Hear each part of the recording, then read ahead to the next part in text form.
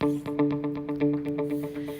afternoon. This is Adrian Gaylor, Michael Kamadeka. and we are reporting for the Cleveland Stater Sports Beat. Today we're going to be talking about Cleveland State women's basketball and their upcoming season. So, Mike, Cleveland State women's basketball team, they're going to be starting off with an exhibition game against Muskingum on November 1st, and their opener is following with a home game against Ball State. So, after the team came off of a 14-16 record, what is something that you personally would expect to see or hope to see for an early start from these girls? The team actually has a lot of junior and senior leadership this year, so you would hope that that can help mold and make the younger girls, like the freshmen and the sophomores, like as a positive lead, positive role model for them. And their work ethic and hard work will show the younger women on the team how to become good college basketball students or good college athletes, because like a lot of, like, obviously they're coming from high school, so it's like a different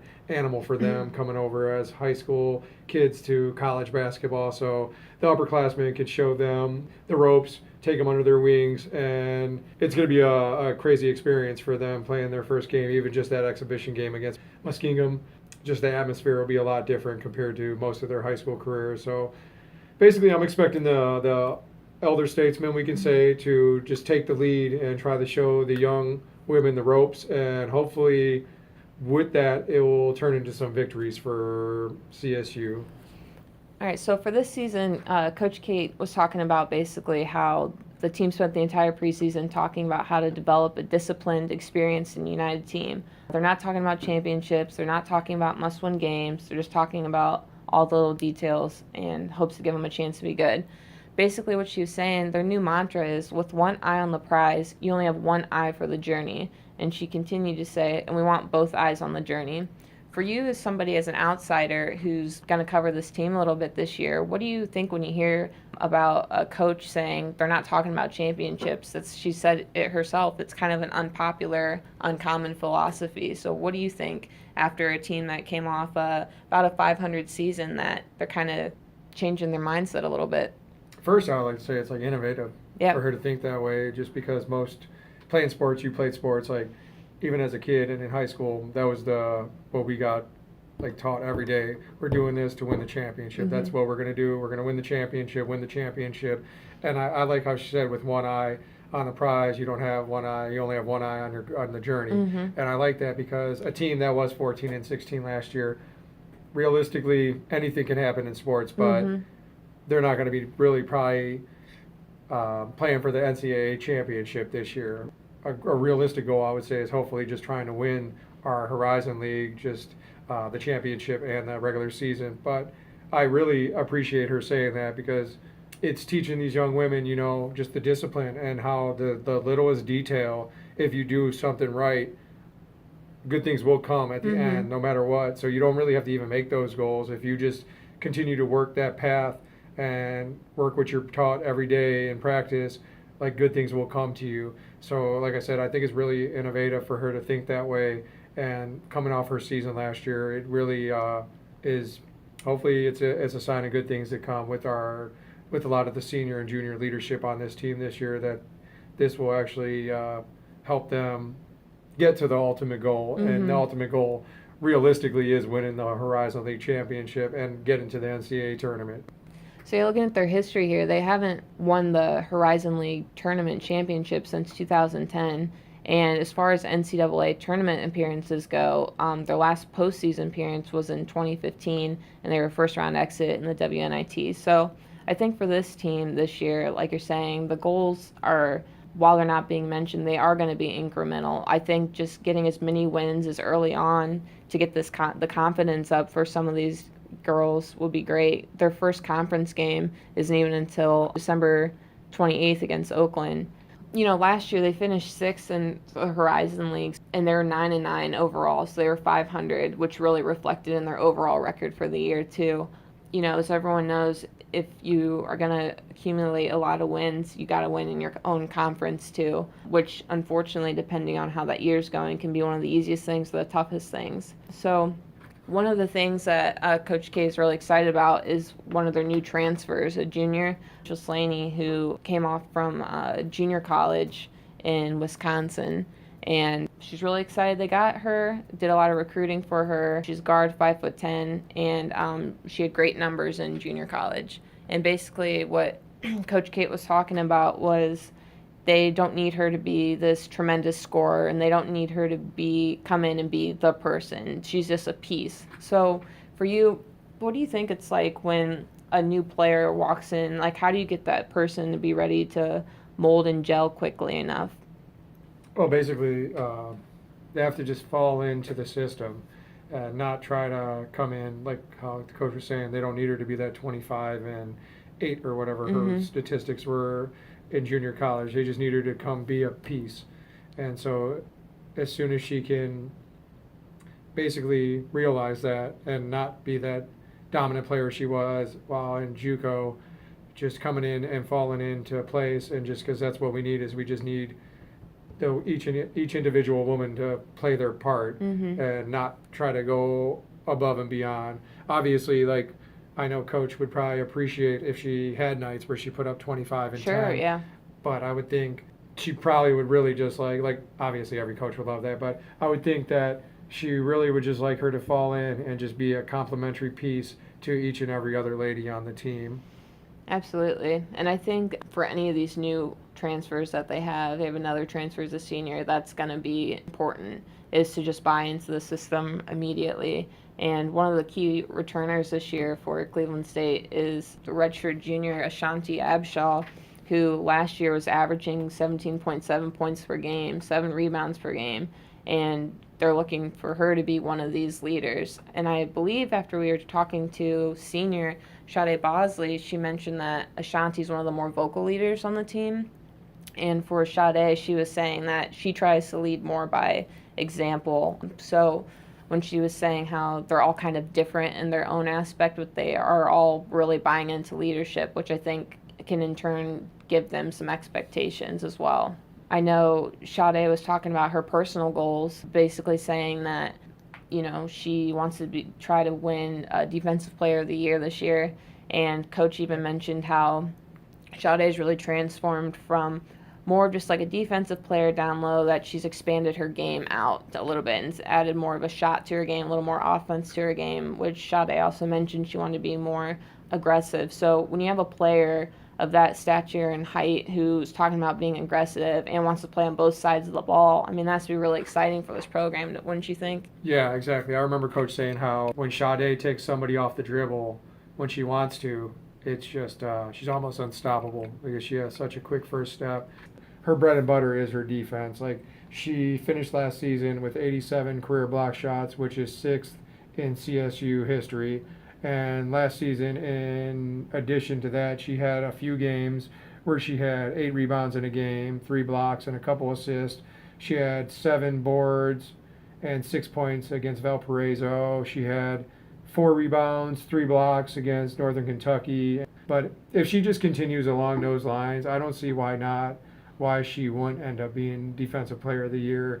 I don't know a lot about the other young women on the other teams in the Horizon League, but she is an all-around player with her blocks and her rebounds. Those are 2 statistics that weigh heavy into Defensive Player of the Year voting. Yeah, and I think something that's exciting too is they're talking about how somebody like Coach Kate was saying, she's really excited when they're able to get Sade to sign at Cleveland State. And a side note is, Sade had mentioned that after her first visit, she had a few other visits scheduled, and after coming to Cleveland State, she didn't even take any other visits, and she knew this is where she wanted to be. Coach was really excited about that because she fit her playing style. And, more on the note of the recruiting aspect, Coach was saying how when players are being recruited here, it's the coach's job to really handle like the parents and the academic aspects about it, because that's really important to the parents and stuff. And for the girls, while that is important because they are student athletes, and Cleveland State has a really great percentage for graduation rates with student athletes, it's more about the culture with the other players, talking about how it should feel like home for them. They should be welcomed. And I think that is a testament to Coach Kate's program as a whole, because she said this year they were able to sign 3 of the 4 people they recruited, which was great for them. I think, from playing basketball in high school, that I know by the time I was in my senior year, and we had 6 seniors, 3 of us had played together since we were 8 or 9 years old, that we really had such a strong bond with each other. That was the best season that we had as a program for a long time. And I can see that maybe this year with them talking about how close they all are, it can translate onto the floor. I truly believe that. So I think overall, something to watch for with this team is the season before this, they won 9 games. And last year they won 14 games. So I do expect to see that win total go up a little bit more with the senior and juniors. I think there is a little expectation there, just as an outsider talking, that you should see a win total go up a little higher. And I also think that the addition to some of the transfers, some of these younger players that are coming up, that they could really solidify this program here moving forward. Yeah, I can see the team being a 20-win team this season. Honestly, Mm-hmm. if they pick up 6 more wins, they would be 20-10. Mm-hmm. And it does go along with that camaraderie, like you said, from an example that you used about your playing days, Mm-hmm. how once you had a team that knew each other and you really grow as a team, you get that bond. It's like a brotherhood / Mm-hmm. sisterhood for you and for them, where you pretty much will do anything for your team, and you know your team so well that certain times you just know that person's going to be in that spot. Mm-hmm. You don't even have to say anything because you Right. played together for such a long time. Mm-hmm. And to go back to the recruiting thing, like you and I obviously have had a couple opportunities to interview other sports Mm-hmm. and other athletes, student athletes, and it says something about the camaraderie that our teams have, because when we interviewed the cross country team, the first thing they said is like, the minute I came to campus and had my visit, when I was with the girls for the women's cross country team, they were saying how we just knew we were going to come here. Yeah. So it just says a lot about our athletic department in Mm-hmm. general, how they look for a certain type of player, like a quality type of individual, not just Yeah. the talent-laden athlete like some of the bigger schools have. Obviously, Mm-hmm. we're not in the same scope as like a bigger college, but Right. we it says a lot about our athletic department and the coaches and their recruiting staff that they get a certain type of individual here that's going to fit our system and probably the morals and values that they have. So it's great because we do have a lot of people that we've spoke to that have said, yeah, as soon as I had my official visit, I knew I was going to come here. Right, yeah. I totally agree with that. And I think that is a positive overall for the school and for the programs coming up too, just to see what they can do in the future. So besides, like, wins aside, what do you think that for, as a coach, she really didn't talk to us much about this, but I would think that as a coach, when you're looking at your team as a whole, the bulk of your team is junior and seniors. Even though you're not talking about expectations or anything like that, you have to be excited, right? And just thinking that she's saying she really, really, really likes this team. All the girls get along great and everything. So I think beyond just wins and what goes on the floor in total, I just think they're gonna have a fun season. To kind of contradict myself, I think winning will help have a fun season. I think, Absolutely. something that Kate was talking about was being a Division I women's basketball coach for 15 seasons is a little bit unheard of. It's not an easy job. It's not a job that a lot of people can have that kind of tenure for. So I think that just the program as a whole are all on the same page, and I think they're moving in that direction too. I'm excited to see what they can do this year. I'm excited as well. And like you were saying, the way sports is today in the win now mold, where coaches are only here for a few seasons, Oh, it yeah. is amazing that she's Mhm. lasted 15 years. And it shows a lot about Cleveland State, how they have an idea in their head of where they want the program to be. Mhm. And Coach Kate is actually a part of where they want to be, because like 15 years is amazing to be a coach at Right. any Division I school. Like Mhm. Coach K is like one of the only ones I Right. could think of in Yeah. basketball that has been Yeah. on the sidelines for that long. And I know there's obviously a few more, but for her to be at Cleveland State, and with us not really producing since 2010 was the last time we made the tournament. So we haven't had a lot of success over the last couple years, so it's really good. And it probably shows Coach Kate that the school has confidence in her to continue to do her job, and they're letting her just continue to build. And Mhm. I know she said she doesn't have any expectations, but I would have to say probably deep down inside, with the junior and senior laden team and the transfers that we got in, she would hope that we could make it to the championship. Yeah. And I would say not even, probably for selfish reasons, she would probably want to see the team succeed, especially for the seniors and juniors, that more so the seniors, who it is their last year, are going to be playing basketball for Right. her. Because she would probably love to see them get sent off with Right. a tournament championship this Mhm. season. Right, yeah, she definitely had brought that up too, how, she thinks every year it's not going to be the same, and, they're losing this girl, and, and she said every year is different, but every year is great in that aspect, and I totally agree. I do think that she'd love to see, this group of girls she spent a lot of time with, go out with a win, and, after talking to Sade, one of the seniors on the team said so candidly that they want Yeah. it, so I think, even if the coaches in the program, they're all on the same page, deep down, the girls are going to fight, they're going to fight to try to win this thing. So, yeah, can't wait to see it get going. Yep, it's going to be an exciting season. All right, this is Adrian Gaylor. And Michael Kamadeka. And that was the Cleveland Stater Sports Beat.